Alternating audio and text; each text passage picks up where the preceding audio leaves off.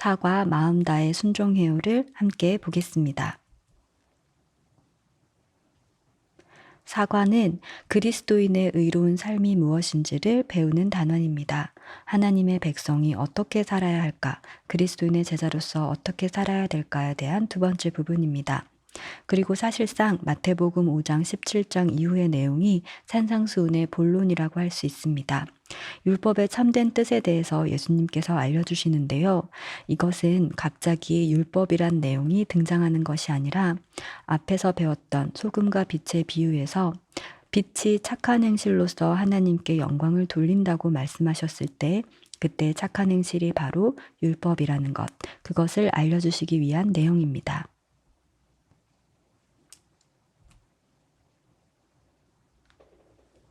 사과의 구성을 살펴보겠습니다.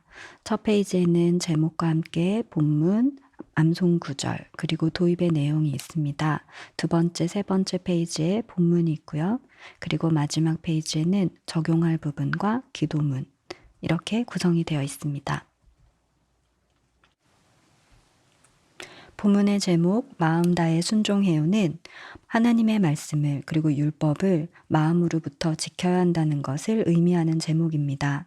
율법을 어떻게 지켜야 할까라는 질문에 대한 답이기도 합니다. 본문은 율법 준수의 예 두 가지입니다. 마태복음 5장 17절에서 22절 그리고 43절 44절의 내용이 본문입니다.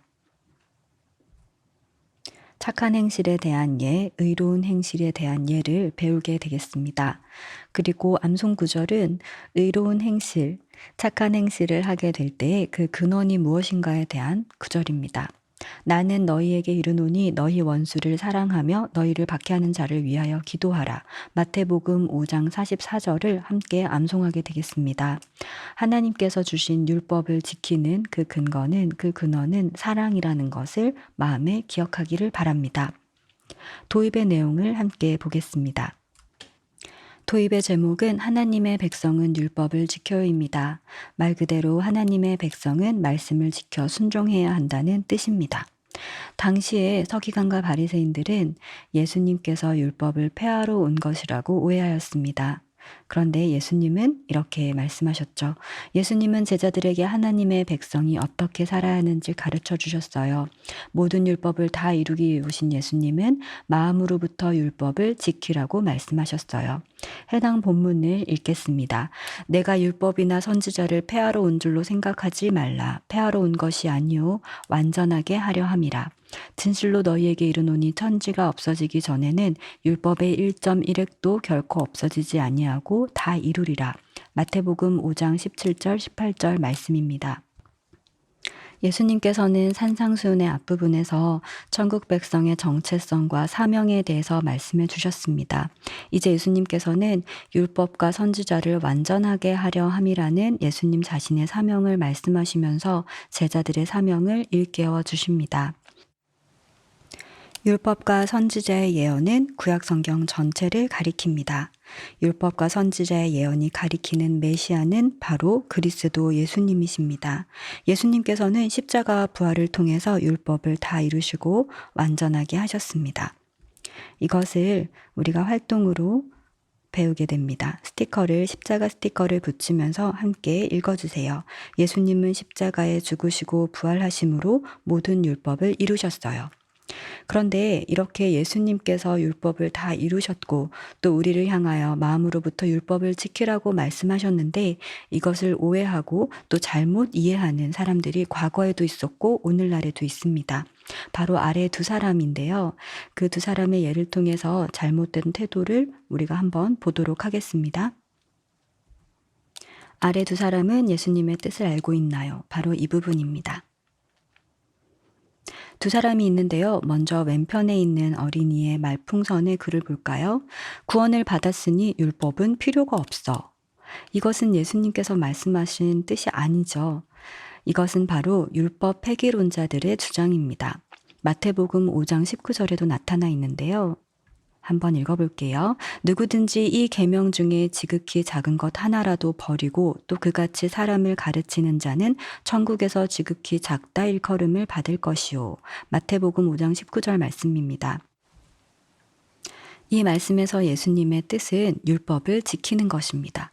그런데 왼편에 남자아이가 말한 것처럼 구원받았으니 율법은 필요가 없다는 것은 옳지 않습니다. 이것을 주장하는 사람들을 율법 폐기론자라고 부르는데요. 그리스도를 믿은 신자는 율법을 지킬 의무에서 자유롭다고 주장하며 구원을 받았으니 더 이상 율법을 지킬 필요가 없다고 말하는 사람들입니다. 하지만 예수님께서는 이러한 자들이 천국에서 지극히 작다 일컬음을 받을 것이라고 말씀하셨어요. 예수님을 믿는 자들은 하나님의 뜻을 따라 율법을 지키는 사람들입니다. 그러니까 구원받았으니 율법 필요가 없어 라고 말하는 것은 잘못된 것입니다. 오른쪽 어린이의 말풍선도 한번 볼까요? 이렇게 열심히 지켰으니 당연히 천국에 갈 수 있지 라고 말하고 있습니다. 이것은 율법주의자의 태도인데요. 내면에는 관심이 없고 율법을 단지 겉으로만 행하여 천국에 갈 줄 생각하는 사람들입니다. 그러니까 겉으로는 아주 열심히 그리고 많이 지키지만 그리고 그것으로 천국에 갈 수 있다고 생각하지만 사실은 그렇지 않습니다. 예수님께서 이렇게 말씀하셨어요. 내가 너희에게 이르노니 너희 의가 서기관과 바리새인보다 더 낫지 못하면 결코 천국에 들어가지 못하리라. 마태복음 5장 20절 말씀입니다. 예수님께서 말씀하신 서기관과 바리새인의 의가 바로 율법주의자의 태도입니다. 그들은 내면보다는 겉으로 잘 지켜서 다른 사람들로부터 칭찬받는 것에 관심이 있었던 사람입니다. 율법 폐기론자들은 방종이 문제입니다. 율법을 지키지 않고 아무렇게나 살아가는 것이 문제였는데 율법을 문자적으로 준수하는 데 만족하는 것은 외식이 문제입니다. 당시의 서기관과 바리새인들은 사람들에게는 의로운 척, 거룩한 척 하였지만 안으로는 외식과 불법이 가득하기 때문에 그들은 결코 천국에 들어가지 못하는 자들입니다. 천국에 들어갈 사람들은 제자들은 서기관과 바리새인들의 그런 외면적이고 문자적인 의보다는 나아야 합니다. 그리고 이 의는 율법에 나타난 하나님의 뜻을 행하는 것인데요. 그것은 겉으로만 지키는 것이 아닙니다. 겉으로만 지키는 것은 순종이 아닙니다. 그러니까 여기 오른편에 있는 태도도 율법주의자의 태도도 옳지 않습니다.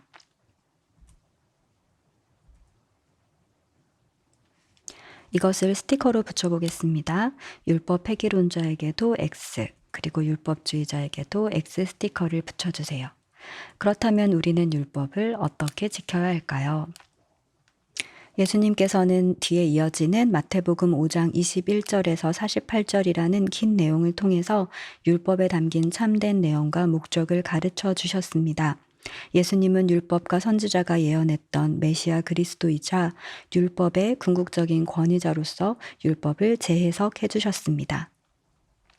우리는 하나님의 백성은 예수님의 뜻을 따라 말씀을 지켜 순종해야 합니다. 본문의 내용을 살펴보겠습니다. 예수님의 뜻대로 말씀을 지켜요입니다. 그 예수님의 뜻이 무엇인지를 자세히 살펴보겠습니다.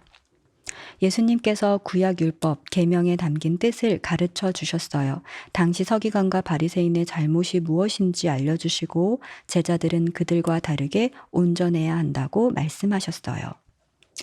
조금 전 율법주의자에 대해 말씀드릴 때 예수님께서 하나님의 백성의 의가 서기관과 바리새인의 의보다 더 나아야 된다고 말씀하셨다는 것을 보았는데요.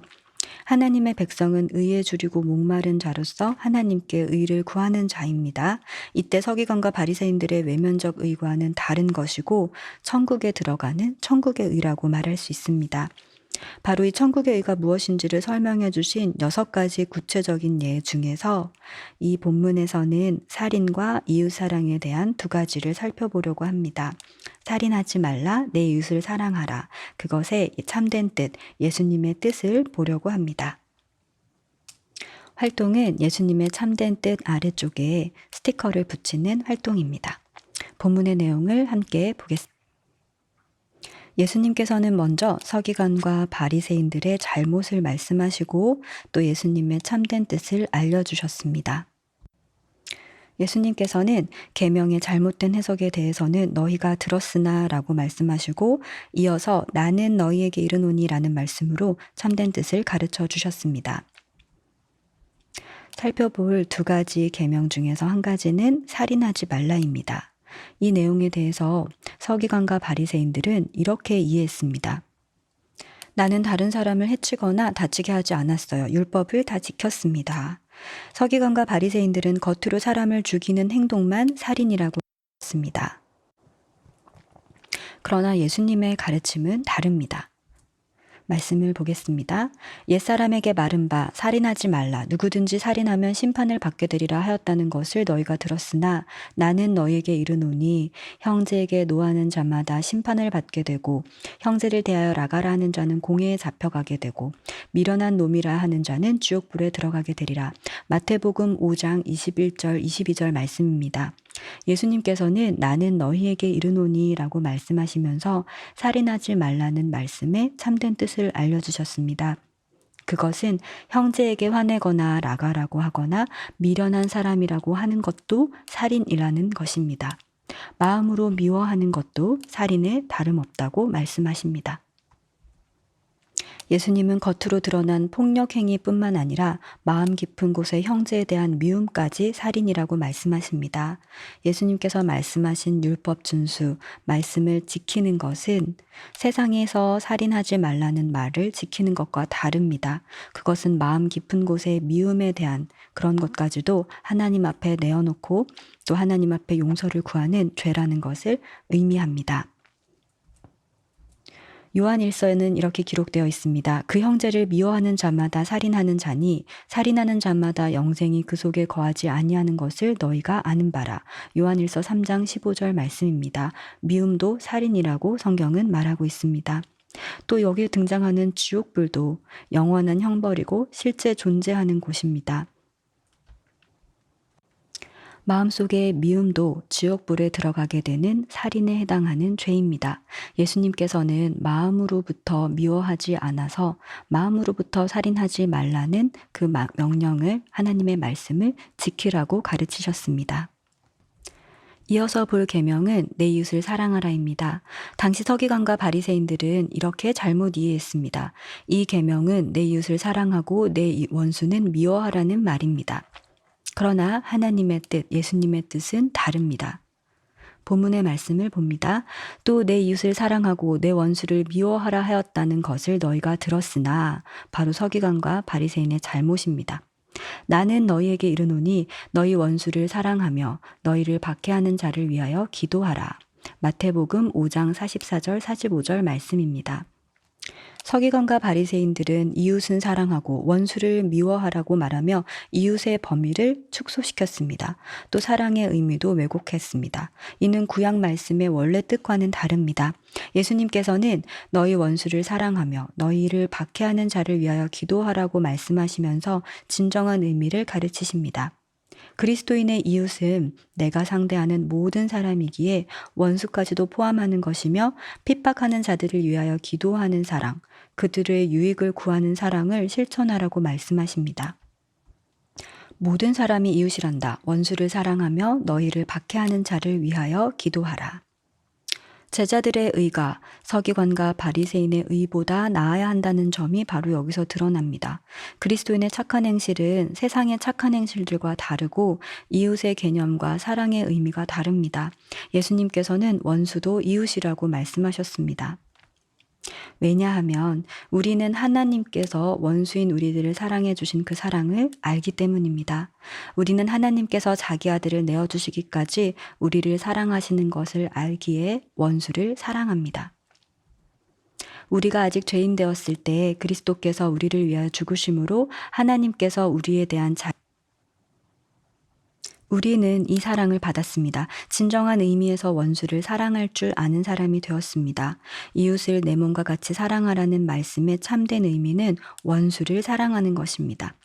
예수님께서는 6가지 예들 중에서 마지막에 바로 이 사랑에 대한 것을 가르쳐 주시면서 한편으로는 사랑이 모든 착한 행실의 근원이라는 것을 알려주셨습니다. 사랑은 모든 율법의 완성입니다. 온 율법은 내 이웃 사랑하기를 내 자신과 같이 하라 하신 한 말씀에 이루어졌나니 갈라디아서 5장 14절 말씀인데요. 예수님께서는 모든 율법을 이루는 그 근원이 바로 사랑하는 마음이라는 것, 그리고 모든 율법을 마음으로부터 지켜야 한다는 것을 이렇게 가르쳐 주셨습니다.